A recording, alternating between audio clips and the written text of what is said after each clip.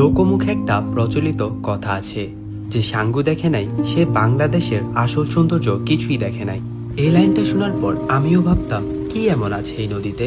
তারপর একদিন সুযোগ হলো পাহাড়ের কোলে লুকিয়ে থাকা এই রহস্যময় নদীকে দেখার।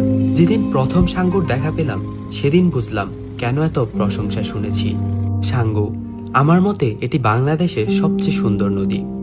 দুই পাশে বিশাল বিশাল পাহাড় আর মাঝখানে বয়ে চলেছে তীব্র স্রোতের সাঙ্গু।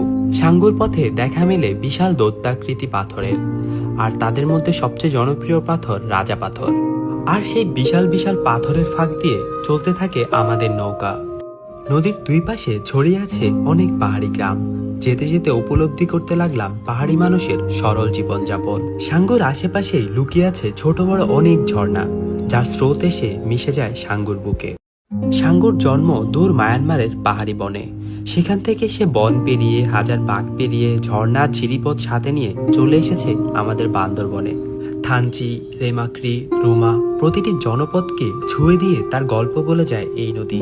জীবনে একবার হলেও এই নদীতে নৌকা ভ্রমণ করে দেখুন। আমি কথা দিচ্ছি এই সৌন্দর্য আপনাকে কখনো নিরাশ করবে না।